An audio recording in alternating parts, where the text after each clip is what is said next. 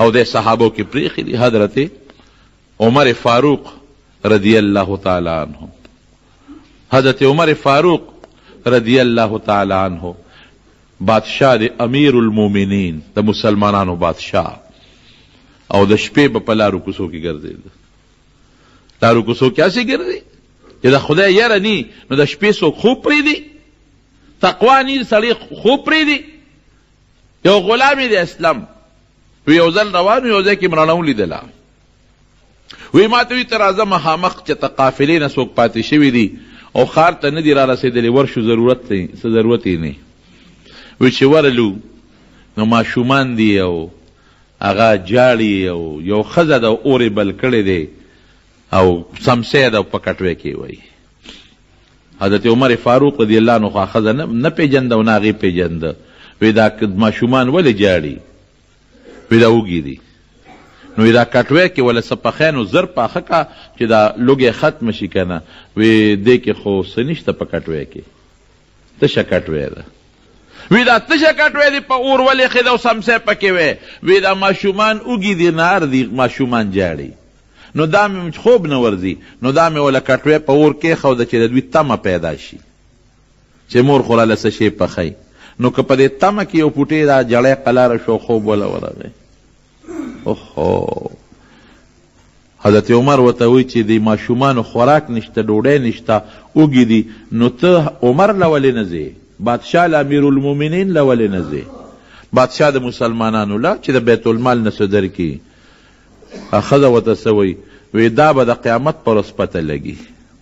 اوس خبره پرېږدوه، د قیامت پر ورځ د الله دربار زما لاس او د عمر امیر المومنین ګریوان، هلته به خبرې کوم، دلته دا خبرې نه کوم.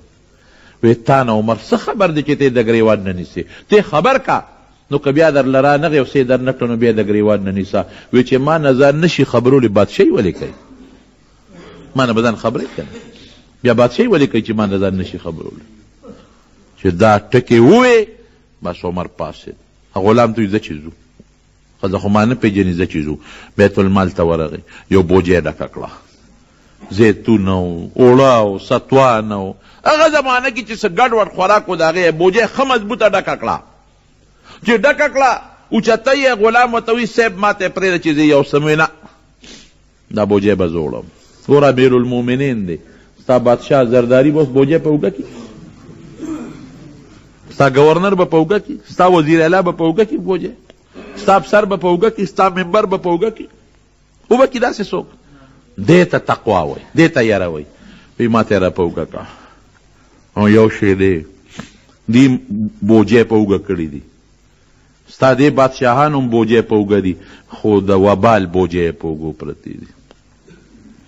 د قیامت په ورځ د ګناه بوجۍ د دې په سټونو پرتې دي، د ګناه. نشته تقوا، نه مونږ کې شته، خفه کېږئ به نه، نه مونږ کې شته، نه زمونږ په حکمران طبقه کې شته، نه زمونږ معاشره کې نشته تقوا. که تقوا په معاشره کې وي دوکه به نه وه، امن به و، سکون به و، اطمینان به و، خوشحالي به وه. نن د بچي جون محفوظ نه دی، د ښځې جون محفوظ نه دی، د مالدار جون محفوظ نه دی، د غریب جون محفوظ نه دی، د مولا محفوظ نه دی، د مقتدي محفوظ نه دی. عزت نه ستا محفوظ دی او نه د مولا محفوظ دی، نه د خان محفوظ دی او نه د غریب محفوظ دی. داسې ده که نه ده؟ ډوډۍ شته چا سره او چا سره نشته، څوک د لوږې مري، چاله چل نه ورځي چې دې سره څوک هم، څوک د لوږې مړ شو، چا سره د پیسې د سنبالي ځای نشته چې دې سره څوک هم، او چې چا سره ډوډۍ نشته هم پریشانه دی، او که چا سره ډوډۍ ډېره ده هم پریشانه دی. هر سړی په لوی غم کې پروت دی. ولې؟ دې سینه کې تقوا نشته، د دې سینې د الله سره ربط کنیکشن نشته. که د دې زړه ربط او کنیکشن د الله سره پیدا شو، ته ګوره چې بیا د بلب بلیږي که نه بلیږي. د بلب تار کټ دی نو بلب به څه بل شي؟ بلب تور تیاره ده، تار کټ دی. که دا دې زړه کنیکشن الله سره ولګېد، الله سره کنیکشن دا تقوا ده. اوس لنډه معنا شو تقوا څه ته وایي؟ الله سره د دې زړه د خیر کنیکشن او ربط. که دا ولګېد ته ګوره چې زړه بلیږي که نه بلیږي، زړه مړه دی مړ.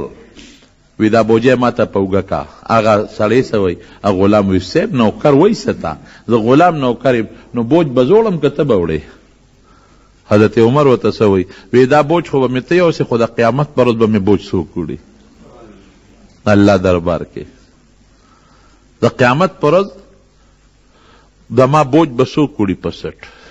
غلام وی وروچت مې کا بوجی نو چې څوک دا بوجی د اوړو بلد نی که نه، نو هغه بیا هغه ته اوړل بیا ډېر زیات مشکل دي. چې څوک د بار د وړو بلد وي هغه ته اسان وي، او چې څوک بلد دي نو هغه ته ډېر زیات مشکل وي. نو ما به ورته په یو ځل پټي ته تللی وم، نو ګڼو ګېډۍ م را په اوږه کړه نو هغه شولګر نه. یو ملګری یا زمیندار ما ته وایي چې ته پرېږده موږ بیا در وړو. نو ما ورته خاندل، مې تا خو 10 ورځې شو رو دې نه وړل، اوس ما ته راکړه چې ځان سره یوسم.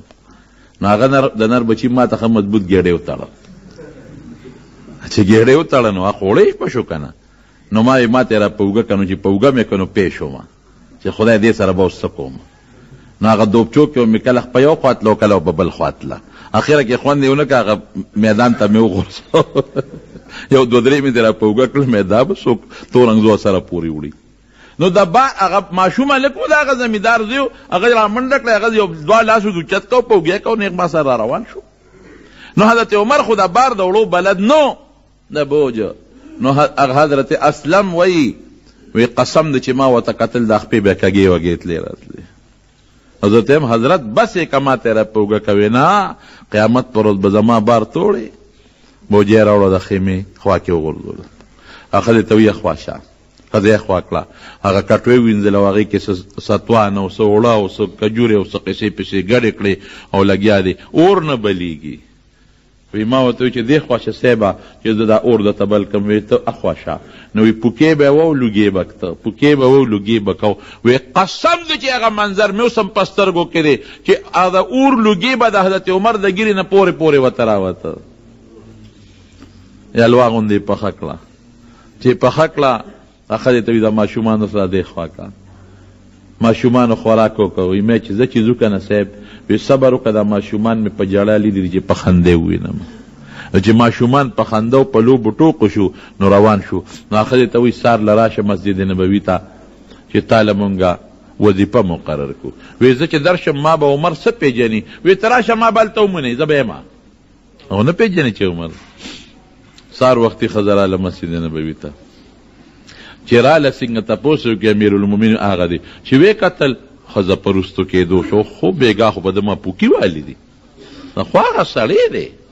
او چې کله چې عمر رخصتېده نو دا ښځه ورته رښتیا دعا کوي. وی ای مرګري، ای مسلمانه، وی خدای دې د عمر نه باچهی والي او تاله دې خدای درکړي. ته د بادشاه لیق هغه د بادشاه لیق نه وي.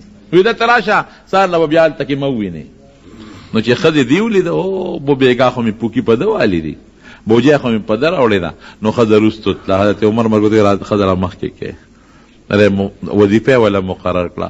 وی وایه که نه ترورې، اوس به د قیامت په ورځ د چا ګریوان نیسې، اوس به څه وې؟ دا ګوی دلته او که د ما په مخ کې نو هله به دې پرېږدم. وی اوس به زه د قیامت په ورځ د الله په دربار کې ګوی کوم چې الله عمر زمونږ امیرالمؤمنینو او